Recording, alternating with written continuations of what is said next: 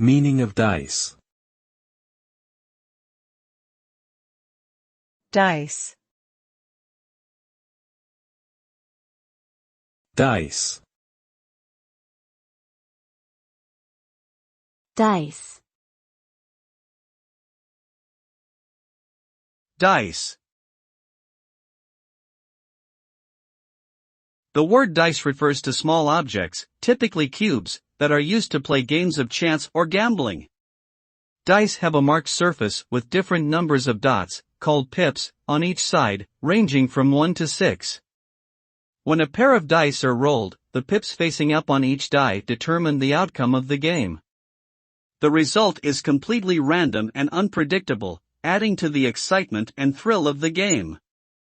Dice have been used for thousands of years in various cultures around the world for both entertainment and divination purposes.